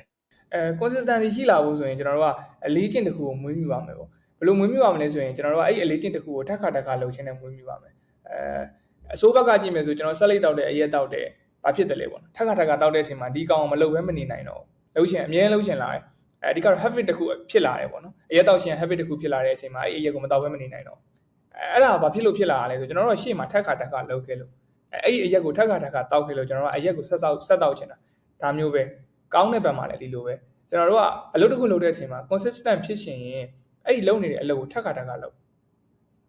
လုပ်ဒါဆိုရင်အဲ့ဒီထပ်ခါလုပ်ချင်းဆိုတဲ့အဆင့်ကနေကျွန်တော်တို့က habit တစ်ခုဖြစ်လာအလေးကျင့်တစ်ခုဖြစ်လာတယ်အလေးကျင့်တစ်ခုဖြစ်လာတဲ့အချိန်မှာအဲ့ဒီအရာကိုကိုကမလုပ်ရရင်အပြစ်ရှိတယ်လို့ခံစားလာရလိမ့်မယ်အဲ့လောက်ထိဖြစ်လာပြီဆိုကျွန်တော်တို့အဲ့ဒီ consistency ဆိုတဲ့အရာပြက်ပြဲသွားဖို့ခဲရင်းတယ်ဥမာမနေ့7နာရီထားတဲ့လူတယောက်မနေ့6နာရီထားတဲ့လူတယောက်သူအဲ့ဒီအရာကိုနေတိုင်းထားဖို့အတွက်အဲ့ဒီ6နာရီ8နာရီမှာသူနေတိုင်းထပ်ခါထားပေးနေဖို့လိုတယ်အဲ့လိုထားပေးနေမယ်ဆိုသူတရက်လောက်ပဲ10နာရီ17နာရီမှာထားကြည့်လိုက်သူ့စိတ်ထဲမှာဘယ်လိုကြီးမှမသိဘူးအဲ့ဒီတနေ့လုံးနေမကောင်းတော့အဲ့ချိန်မှာနောက်တစ်ရက်မှာမလုပ်ရတော့ပြန်လုပ်တယ်ဒါမျိုးပေါ့နော်အဲ့တော့ဘာလုပ်ရမလဲဆိုထပ်ခါလုပ် habit တစ်ခုဖြစ်လာအောင်ဒီမွေးမြူအဲ့ habit တစ်ခုဖြစ်လာအောင်မွေးမြူဖို့အတွက်21ရက်တို့30တို့ဒါမျိုးဒီနီလန်းတွေလည်းရှိပါတယ်ပေါ့ဒါပေမဲ့ကျွန်တော်အနေနဲ့ကတော့အဲ့နီလန်းတွေကိုကောင်းတဲ့သိမ့်မထင်နဲ့ဘာလို့ရမလဲဆိုကျွန်တော်တို့ကဘာလို့လဲဆိုတော့ကျွန်တော်တို့ဒီ21ရက်လုံးရင် habit တစ်ခုဖြစ်လာတယ်ဆိုတော့အစိတ်နဲ့လုပ်ရင်ကျွန်တော်တို့က21ရက်လုပ်ပြီး motivation ကျသွား21ရက်လုပ်တဲ့အချိန်မှာ habit တစ်ခုဖြစ်လာတယ်ဆိုတော့ဖြစ်လာတယ်ပဲထားပေါ့နော်ဒါမျိုးနီလန်းတစ်ခုရှိရဆိုကျွန်တော်တို့ကရှာလိုက်ပြီး okay ငါဟုတ်ပြီစာဖတ်မယ်21ရက်ဒီ AI use case တစ်ခုကိုလေ့လာမယ်21ရက်ပြီး motivation ကျသွားရင်နောက်ရက်မှာကျွန်တော်တို့မလုပ်ချင်တော့အဲ့တော့ဘာလုပ်ရမလဲဆိုတော့အဲ့နီလန်းတွေကိုကောင်းတယ်မထင်နဲ့ထပ်ခါလုပ်ရက်တွေမတွက်နဲ့အချိန်တွေမတွက်နဲ့ထပ်ခါလုပ်တဲ့အချိန်မှာ habit ဖြစ်လာတယ်အဲ့ habit ဖြစ်လာတဲ့အချိန်မှာကျွန်တော် consistent ဆိုတဲ့အရာဓာတ်နဲ့ခုတ်ဖြတ်တော့မပြတ်တော့ဘူးပေါ့နော်ဒါမျိုးလေးအကြံပေးချင်ပါတယ်ဟုတ် bro အနေနဲ့ပြောမဲစကီးကကျန်းနေအောင်လို့ဘယ်လိုမျိုးသင်ယူနေလဲ bro အနေနဲ့ဟုတ်ပြီဒီနည်းပညာပိုင်းဆိုင်ရာပြီးလို့ရှိရင်ဒီ mindset ပိုင်းဆိုင်ရာမှာဆိုလို့ရှိရင်လုံးဝဒီဘာလဲတစ်ခုအများနဲ့မိနေပါလေဆိုအောင်လို့ bro အနေနဲ့တစ်ခုဘာလုံးမိအမြဲဘာလုံးမိနေတယ်နေ့စဉ်ဘာလုပ်တယ်လဲဆိုရင်ကျွန်တော်အရေးကြီးဆုံးလုပ်တာကတော့စိတ်ကိုကြည်လင်အောင်ထားတယ်ပြီးတော့စာဖတ်တဲ့အပြင် news စာဖတ်တဲ့အပြင်နောက်တစ်ခုကnews scale တွေပေါ့နော် news scale တွေကျွန်တော်တို့လုပ်နေတဲ့ level အတွင်းထဲမှာရှိနေ news scale တွေကိုအမြဲကျွန်တော်လိုက်လေ့လာနေအခုဥမာ heavy ဆိုရင်24နာရီအတွင်းကို average တစ်ခုထွက်နေတယ်ဒါမျိုးပေါ့နော်ဒါမျိုးကိုကျွန်တော်ဒီလိုကိစ္စရပ်တွေကိုကျွန်တော်မရအောင် follow လိုက်တယ်နောက်တစ်ခုကကျွန်တော် daily life ထဲမှာဆိုရင်ကျွန်တော်စိတ်ကိုအမြဲကြည်လင်အောင်ထားတယ်ကျွန်တော်အုံနောက်ကို burn out အဖြစ်မခံအောင် burn out ဖြစ်ရင်ကျွန်တော်အလုပ်လုပ်လို့မရတော့အဲ့တော့ကြည်လင်အောင်ထားဖို့မလုပ်ရတယ်ဆိုကျွန်တော်တရားထိုင်တာမျိုးကြီးလုပ်တယ်မနေ့မိုးလင်းကျွန်တော်9မိနစ်10မိနစ် meditate လုပ်တယ်ပြီးတော့ကျွန်တော်ဒီဘက်နေထွက်တဲ့အချိန်မှာယောဂပုံစံမျိုးကြီးလုပ်တယ်ကျွန်တော်မနေ့ခင်းမှာဆိုကျွန်တော်အလုပ်ကိစ္စကြီးကောင်းနေမတဲ့ကျွန်တော်ထပြီးရင်မလုပ်တယ်ဆိုတော့ဒီစာဂုရုပေါ့နော်YouTube မှာရှိရယ်စာဂုရုဆိုတဲ့ဒီဂုရုကြီးတစ်ပါးရှိရယ်သူ့ဟာတွေ content တွေအမြဲကြည့်ရယ်အဲ့ချိန်မှာကျွန်တော်စိတ်အကြောင်းပုံနားလေလာစိတ်အကြောင်းနားလေတဲ့အချိန်မှာ physical ဘိုင်းဆိုင်ရာမှာအလုပ်လုပ်တဲ့အချိန်မှာအများကြီးအကျိုးဖြစ်တယ်အဲ့တော့ကျွန်တော်လုံးဖြစ်နေတဲ့အရာဘာတွေရှိမလဲဆိုရင်မနေ့ကင်းဆိုရင်ကျွန်တော်တရားထိုင်နေစာအမြဲတမ်းဖတ်တဲ့အကျင့်ရှိရယ်ပြီးတော့ yoga or meditation တို့ဒီလိုဒီ mental နဲ့ပတ်သက်တဲ့ဒီလေ့ကျင့်ခန်းတွေလုပ်ဖြစ်တယ်ပြီးတော့မှကျွန်တော်အလုပ်စားတယ်ဒါဆိုကျွန်တော်ရဲ့ဒီနေ့စဉ်ကအမြဲတမ်းကြည်လင်နဲ့စားရဲကြည်လင်နဲ့အဆုံးသတ်တယ်ကျွန်တော်ဒါမျိုးလေးတော့ရှိပါတယ်bro အနေနဲ့ဒီ AI ကအခုအရန်ကျန်းနေရပြီးလို့ရှိရင်သူများတွေကလည်းဒီအရန်ကျန်းနေရဆိုပြီးမှ bro အနေနဲ့ဒီစိတ်ပူတာတွေအဲ့လိုမျိုးဒီ overwhelm ဖြစ်တဲ့အချိန်တွေရှိတာဟောငါအနေနဲ့ငါရဲ့ဒီ skill ပျောက်သွားရင်ဘယ်လိုမျိုးနေမလဲဒီကသူများရဲ့ကြွတ်တက်သွားရင်ဘယ်လိုမျိုးနေမလဲဒါမှမဟုတ်ရှင်ဒီ AI ငါတို့အကုန်လုံးအစားထိုးရမယ့်အချိန်တိုင်းကြလို့ရှင်ဘယ်လိုမျိုးနေမလဲဆိုတော့ဒီစိတ်တွေအတွေးတွေဝင်လာဘူးတဲ့အချိန်တွေရှိလာပြီးလို့ရှင်အဓိကအဲ့လိုမျိုးအဲ့စိတ်တွေအတွေးတွေရှိရဆိုလို့ရှင်ဘယ်လိုမျိုးကြော်လာလဲရှိပါတယ်အဲ့လိုပေါ့ခုနကကိုချင်းပြောသလိုဒီ AI ကိုအသုံးပြုရတဲ့လူတွေများလာတဲ့အချိန်မှာ ကျွန်တော်တို့လုပ်နေတဲ့နေပဲပျောက်သွားတော့မလားလူများလာတဲ့အချိန်မှာ market ကကျယ်လာတော့ client ကရွေးချယ်စရာများလာတယ်ရွေးချယ်စရာများတဲ့အချိန်မှာကျွန်တော်တို့ရွေးချယ်ပါတော့မလားဆိုတဲ့စိတ်တွေတော့ရှိတယ်ဒါမဲ့ကျွန်တော်ပြန်တွေးကြည့်တော့နောက်တစ်ခါကျွန်တော်နောက်တဲ့ဆရာကြီးရှိသေးတယ်ကျွန်တော်ဆရာလင်းတိုင်းညွန့်တို့ဆရာမိုင်းမိုင်တို့သူတို့ရှိတယ်ကျွန်တော် ဆရာကြီးဆိုဘာပြောသလဲဘာအမြဲတမ်းပြောလို့ရှိတယ်လဲဆိုတော့ဈေးကွက်မှာလူများလာရင်ပျော်တဲ့ကိုလုံးနေတဲ့အရာကိုလုပ်တဲ့သူတွေများလာရင်ပျော်ပေါ့နော်ဘာလို့ပျော်ရမှာလဲဆိုတော့အဲ့လိုများလာတဲ့အတွက်ကျွန်တော်တို့ကရက်နေလို့မရတော့ရက်နေလို့မရတဲ့အချိန်မှာပိုကောင်းအောင်ထိုးစစ်ပုံဖော်ပြစ်တယ်ပိုကောင်းအောင်ထိုးစစ်ပုံဖော်ပြစ်တဲ့အချိန်မှာပိုကောင်းလာတယ်ပိုကောင်းလာတဲ့အချိန်မှာကျွန်တော်ကပိုတိုးတက်တယ်အဲ့တော့ဘာလို့ရမလဲဆိုတော့ဈေးကိုလုံးနေတဲ့အရာတခုလုပ်တဲ့လူများလာရင်စိတ်ထဲမှာပျော်ပေးလိုက်ဝမ်းသာပေးလိုက်ဘာမှလုပ်လို့မရဘူးသူတို့လုံနေတဲ့လူကိုကျွန်တော်သွားတားလို့မရဘူးမင်းတို့မလုံနဲ့ငါတို့လုံနေနေပဲဆိုကျွန်တော်ရက်ခိုင်းလို့မရဘူးအဲ့တော့ကိုရဲဘာလုပ်လို့ရတယ်လဲဆိုတော့အရေးကြီးဆုံးအချက်ကတော့ကျွန်တော်တို့ကျွန်တော်တို့ပုံဖော်ထုစစ်နေဖို့ပေါ့နော်အကောင်းဆုံးဖြစ်အောင်လုပ်နေဖို့โอเคငါလုံနေပညာရေးတစ်ခုကိုသူများလုံနေပြီဆိုရင်သူများလုံနေတဲ့အရာတွေငါဘာပို့ထူးအောင်လုပ်မလဲဘာပို့ကျန်းအောင်လုပ်မလဲဒါမျိုးတွေးပြီးလုပ်မှာပဲရတယ်ပေါ့နော်ကျွန်တော်တို့အဲ့လိုစိတ်လေးမွေးပြီးတော့အမြဲတမ်းသွားပါတယ်နောက်တစ်ခုရှိသေးတယ်ဘာလဲဆိုတော့အဲ့ဒါ market ထဲမှာကိုလုံးနေတဲ့အရာတခုလုပ်တဲ့သူများတယ်ဆိုရင်အဲ့ market ထဲကတကယ်တော်တဲ့လူတွေကိုကိုနဲ့အတူတူအလုပ်တွဲလုပ်ဖို့ collaboration ဆိုတဲ့အဆင့်ကိုသွားရမယ်ပေါ့နော်ကျွန်တော်ဆိုလည်းအဲ့လိုသွားတယ်ဒီ market ထဲမှာ strong ဖြစ်လာတယ်ဆိုရင်strong ဖြစ်လာတဲ့ trader တွေအလုပ်လုပ်နေတဲ့သူတွေကိုကျွန်တော် collaborate လုပ်ဖို့အတွက် request သွားလုပ်တယ်ကျွန်တော် collaboration လုပ်လိုက်ရင်တော့ကျွန်တော်ဘယ်လိုမျိုး team project တွေကိုဖန်တီးလို့ရပါမယ်ဆိုတဲ့ဟာမျိုးတွေပေါ့နော်ဒါမျိုး collaboration လုပ်တဲ့အချိန်မှာလည်းအများကြီးပို့တိုးတက်တယ်ပေါ့ဒီအချက်လေးတော့ကျွန်တော်လုပ်လိရှိပါတယ်ဟုတ် perfect ကျွန်တော်နည်းလေးတော့ဒီ AI plus marketing ကိုနည်းလေးပုံဝါးခြင်းတယ်ပေါ့bro အနေနဲ့ bro ရဲ့ agency မှာဆိုလို့ရှိရင် AI ကိုအသုံးများဆုံးနီလန်းနေ workflow တွေဆိုလို့ရှိရင်ဘာဖြစ်မလဲတော့ AI ကိုတော်တော်လေးကိုအားကိုးနေပါပြီဆိုလို့ရှိရင်ဘယ်လိုမျိုးအလုပ်အပိုင်းနေဘယ်လိုမျိုးဒီတာဝန်အပိုင်းနေမှာဘယ်လိုမျိုးအသုံးများဆုံးဖြစ်နေပြီလဲကျွန်တော်ဒီ team ထဲမှာဆိုရင်ဒီ board တွေ agent တွေလုပ်နေတယ်ကျွန်တော်ကောင်းမှလေးရှိရပေါ့နော်သူကကျွန်တော်ကိုအဓိကလုပ်ပေးတာကျွန်တော်ဒီကျွန်တော် agency ရဲ့ expand trigger မျိုးတွေလုပ်ပေးတယ်ပြီးတော့ကျွန်တော်တို့ဒီအဓိကကျွန်တော် Telegram နဲ့ကျွန်တော်အလုပ်လုပ်ကြတာဟုတ် Telegram group တွေမှာဆိုရင်ကျွန်တော်တို့ဒီ team member တွေကို data ဘယ်လိုမျိုး management လုပ်မလဲဆိုရယ် data management လုပ်တဲ့ board တွေပြီးတော့ဒီသူတို့ဒီ raw တွေဘယ်လိုမျိုး management လုပ်မလဲဥပမာ client ဘက်က raw တွေကြာလာပြီးဒီ raw တွေကိုသူတို့ဒီကျွန်တော် team ထဲမှာရင် member တွေစီကိုဘယ်လို time pass ပြန်လုပ်မလဲဘယ်လိုပြန်ခွဲမလဲဆိုတဲ့အရာတွေအတွက်လုပ်ထားတဲ့ board တွေရှိရယ်ပြီးတော့client အနေနဲ့ communicate လုပ်တဲ့အချိန်မှာလည်းတကယ်ကျွန်တော်တို့ဒီဘက်မှာ Ryan client တွေရှိရယ်ဆရာလင်းတန်းညွန့်တို့ဒီအဲ့လိုပေါ့နော်သူတို့နဲ့ကြာရင်ကျွန်တော်ကတော့ဒီ physical ရကျွန်တော်စကားပြောတယ်ဒါပေမဲ့တခြား client တွေပေါ့နော်ကျွန်တော်အသိစကားပြောဖို့မလိုတဲ့ client တွေဆိုရင်ကျွန်တော်ရဲ့ဒီ Telegram account မှာပဲကျွန်တော် personal post ရှိရယ်ဒီကောင်မဲ့သူ့ client အနေနဲ့စကားပြောပေးရပေါ့နော်သူတို့လိုချင်တဲ့အရာကိုကျွန်တော်ပုံနေပဲစကားပြောတယ်ဒီလိုပေါ့နော်ကျွန်တော်တို့ဒီ workflow ထဲမှာဆိုရင်အများဆုံးအသုံးပြုပြနေတာကတော့ board တွေပေါ့ board တွေ agent တွေဒီ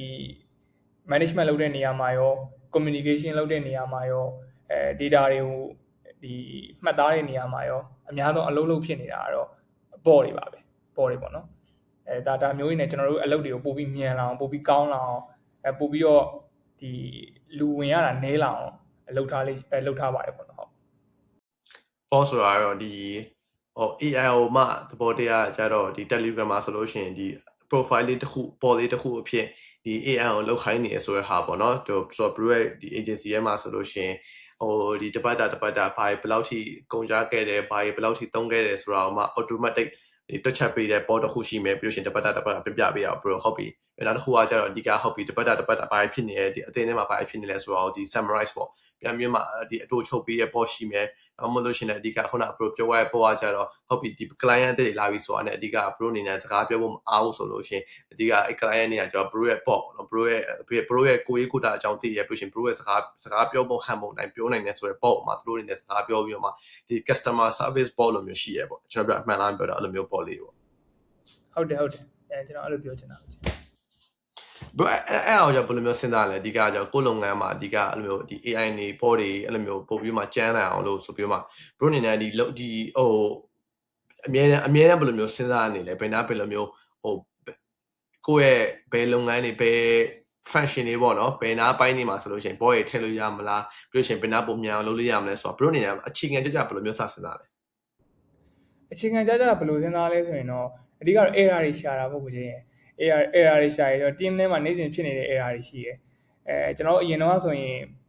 ဥမာ data management လုပ်တဲ့ပေါ်မထည့်ခင်ရဆိုကျွန်တော် data တွေပျောက်တာမျိုးကြီးဖြစ်တယ်ဥမာ client ဘက်က raw ကျလာတယ် error ကိုကျွန်တော်စစ်တယ်စစ်ပြီးကျွန်တော် team ထဲကကလေးတွေကိုကျွန်တော်ပြန်ခွဲတယ်ပြန်ခွဲတဲ့အချိန်မှာကြားထဲမှာ3ပုတ်4ပုတ်2ပုတ်1ပုတ်အဲ့လိုလွတ်သွားတဲ့ဟာတွေရှိတယ်လွတ်သွားတဲ့ဟာတွေရှိတဲ့အချိန်မှာ client complaint တွေဖြစ်complaint တွေတက်လာတယ်အဲ့တော့သူတို့ကဒါရိုက်ထားပြီးမှထွက်မလာတာဘူးအဲ့တော့ကျွန်တော်အဲ့ error ကိုမြင်လိုက်တယ်မြင်လိုက်တဲ့အချိန်မှာကျွန်တော်အဲ့ဒါနဲ့ပတ်သက်တဲ့ data management board တစ်ခုကိုကျွန်တော် command လေး create လုပ်ခိုင်းလိုက်တယ်အဲ့အချိန်မှာသူကလုပ်ပေးလာတဲ့ဟာနဲ့ကျွန်တော် management လုပ်တဲ့အချိန်မှာအဲ့ error ကင်းသွားတယ်အဓိကကျွန်တော်ဘာလုပ်တယ်လဲဆိုရင်တော့ team ထဲမှာရော communication လုပ်တဲ့နေရာမှာရောဘာ error တွေရှိတယ်လဲဆိုတော့လိုက်ရှာတယ်အဲ့ဒီ error တွေကိုဖြေရှင်းဖို့အတွက်ကဘယ်လိုမျိုး AI ကအဆင်ပြေမလဲဘယ်လိုမျိုးအရာနဲ့ဖြေရှင်းလို့ရမလဲဆိုရဲအဆင့်တွေကိုတက်တယ်ပေါ့နော်တက်ပြီးတော့မှကျွန်တော်ဟုတ်ပြီဒါကို create လုပ်လို့ရသလားဆိုပြီးတော့ timing နဲ့အချိန်ကြာမှလုပ်လို့ရတယ်ဆိုလုပ်လိုက်တယ်လုပ်လိုက်တဲ့အချိန်မှာကျွန်တော်ဒီပြဿနာဖြေရှင်းမိသားဖြစ်သွားတယ်ဖြစ်သွားတဲ့အရာကိုမှကျွန်တော်တို့ကပြန်ပြီးရောင်းတဲ့အဆင့်ကိုသွားတယ်ပေါ့နော်ဥမာဒီ board ကိုလိုချင်တဲ့သူရှိလားကျွန်တော် client နေတဲ့မှာသူ management လုပ်ဖို့အတွက် board လိုလားအဲကျွန်တော်က create လုပ်ပေးဒါမျိုးပေါ့နော်ဒါမျိုး flow လေးနဲ့တော့သွားနေပါတယ်ဟုတ်ဒီ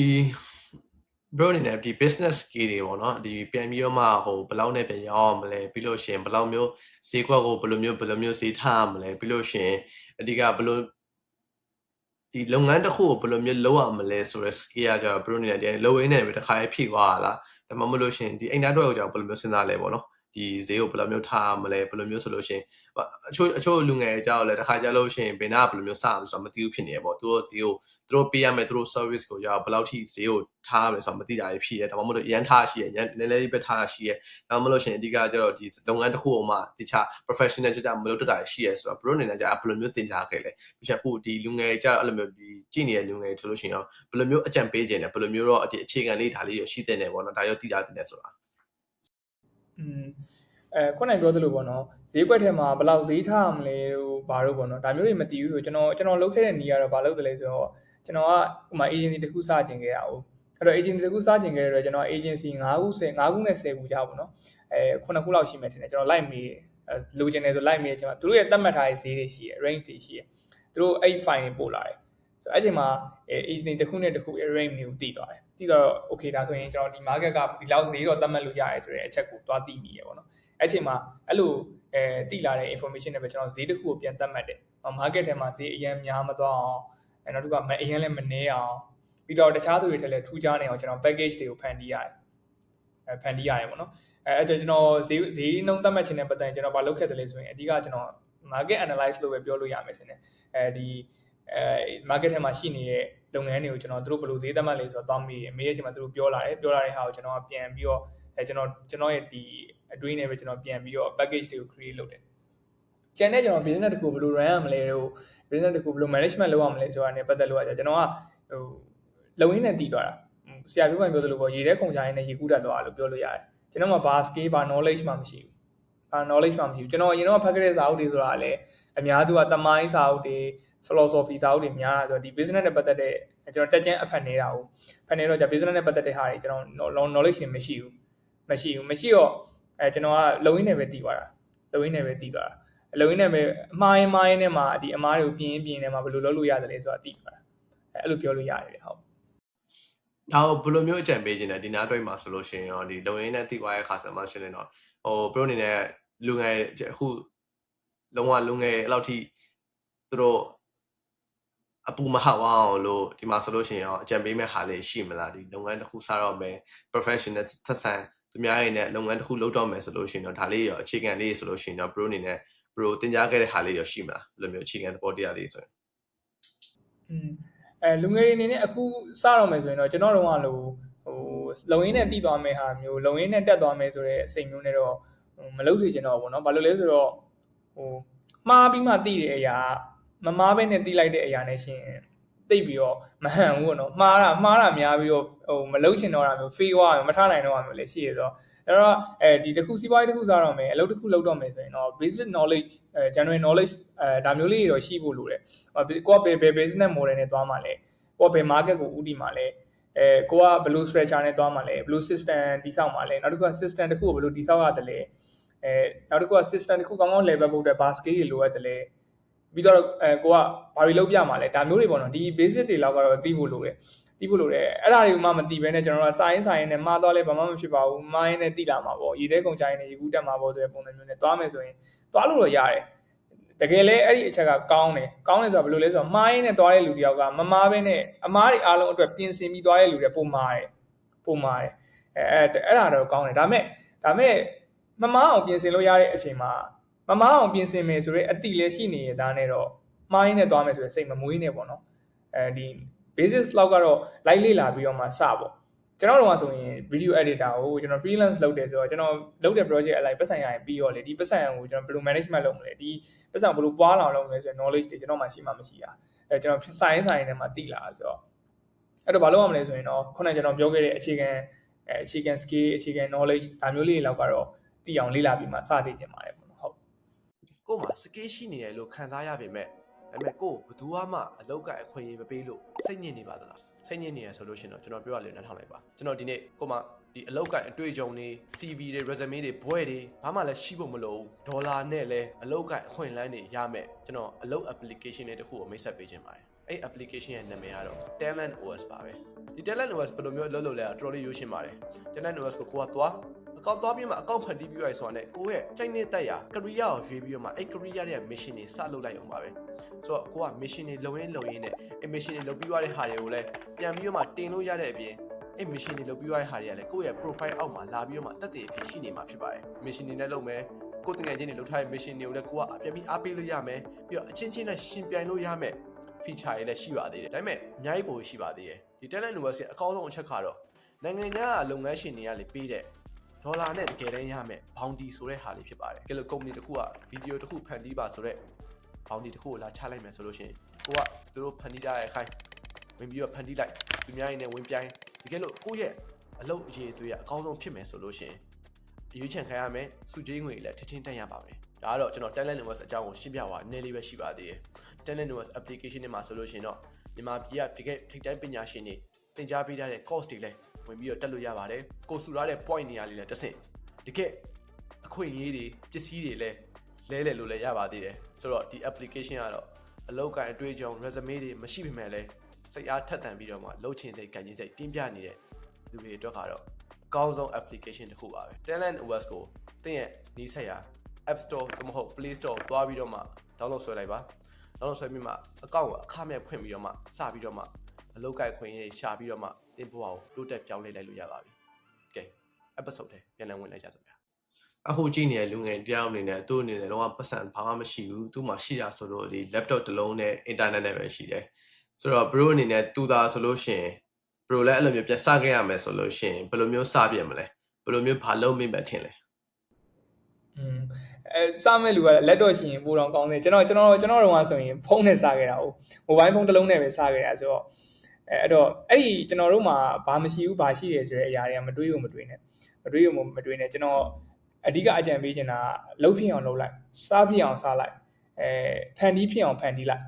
်ဒါဆိုရင်နောက်ပိုင်းကဏ္ဍတွေသူ့ဘာလို့ပြီးသွားလိမ့်မယ်ကျွန်တော်တို့ကဆိုရင်ဘာလက်တော့မှမရှိဘူးဖုန်းတော်မှာကျွန်တော် Xiaomi လေးပေါ့နော် Xiaomi လေးနဲ့ကျွန်တော် Align Motion application နဲ့ video editing လုပ်တာ video editing လုပ်ပြီးတော့ကျွန်တော်အဲ့ဒါကိုပြတာပေါ့နော်ပြတဲ့အချိန်မှာသူတို့ကြိုက်လာတဲ့အလျောက်ကျွန်တော် income ပိုတိုးလာတယ်အဲ့ဒီမှာကျွန်တော်တဖြည်းဖြည်းနဲ့ကျွန်တော်မှရှိရဲ့ set တွေကျွန်တော်ဆင်းလာတယ်ပုံမြင့်အောင်လုပ်လာတယ်ဒါမျိုးပေါ့နော်အဲ့တော့အခုလက်ရှိမှာဘာမှမရှိသေးတဲ့လူငယ်စကျင်တဲ့စိတ်ပဲရှိနေသေးတဲ့လူငယ်တွေအတွက်အကြံပေးချင်တာကတော့ခေါင်းထဲမှာဘာမှမထားနဲ့စလိုက်ပြီးတော့တဲ့အချိန်မှာမှားတာမျိုးတွေရှိမယ်ဒီအနေထားတစ်ခုမရောက်တာမျိုးတွေရှိမယ်ပေါ့နော်ဒါပေမဲ့အဲ့ဒါတွေကိုကောင်းနေမထည့်ပဲနဲ့ကျွန်တော်ကစပြအောင်စလိုက်တယ်ဆိုရင်နောက်ပိုင်းကဏ္ဍသူ့ဘာလို့ grow ဖြစ်လာပါလိမ့်မယ်ပေါ့နော်ဟုတ် bro အနာဂတ်ကိုဘယ်လိုမျိုးစဉ်းစားနေလဲအဓိကကျတော့ bro ရဲ့လုပ်ငန်းကိုဘယ်လိုမျိုး style ဘယ်လိုမျိုးအထိကြီးထွားခြင်းလဲပြီးလို့ရှိရင်အကြီးဖြစ်နေတာလားဒါမှမဟုတ်လို့ရှိရင်ဘယ်လိုမျိုးပုံစံတစ်ခုရုပ်ရှင်ကားရဲသွားချင်တာလား bro အနေနဲ့အဲ့နာတော့ကြဘယ်လိုမျိုးစဉ်းစားနေလဲကျွန်တော်ရဲ့vision ကကျွန်တော်ရုပ်ရှင်အတိုင်းဝင်ချင်တာကျွန်တော်အရင်အစကတည်းကရုပ်ရှင်အတိုင်းဝိုင်းမှာဆိုရင်ကျွန်တော်တို့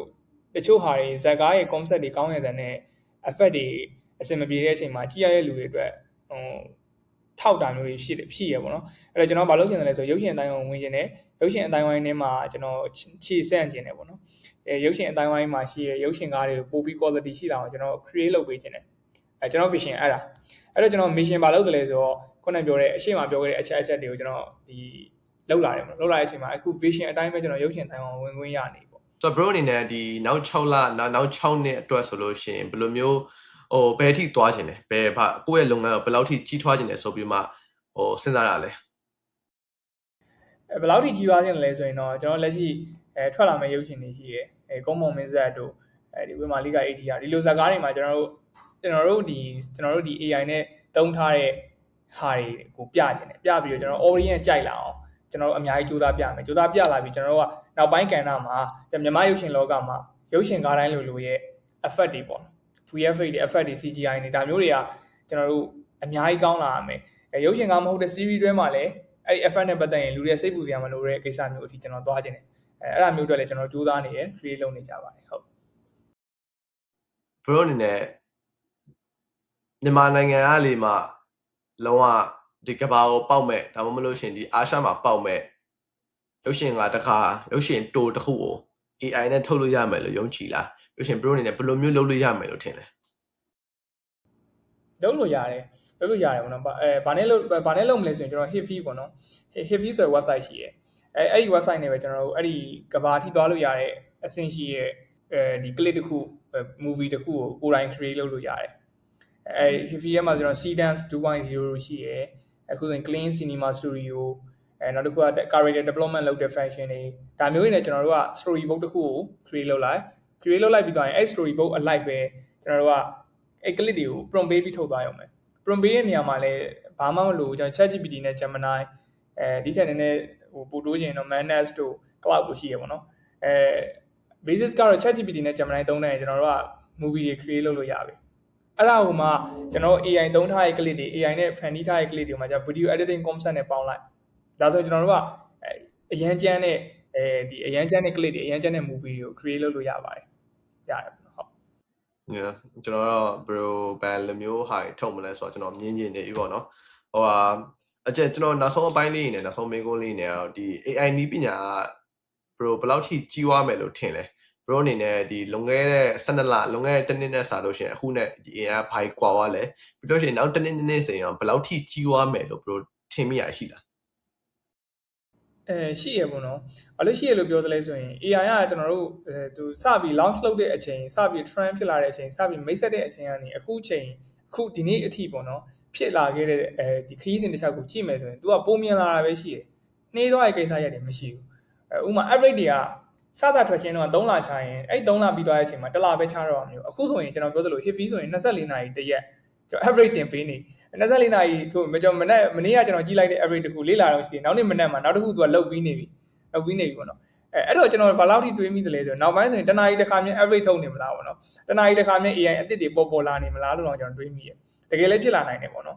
်အဲ့လောက်အဆင့်ထိဖြစ်လာမယ်လို့ကျွန်တော်တို့မြင်တယ်ပေါ့နော်ဟုတ်ဆိုမြင်နေဆိုတော့ bro အနေနဲ့ဘယ်လိုမျိုးပြင်ဆင်နေလဲဘယ်လိုမျိုးစိတ်ထဲမှာထားနေလဲပြီးတော့ကိုယ့်ရဲ့လူတွေဘယ်လိုမျိုးပြန်သင်ပေးလဲ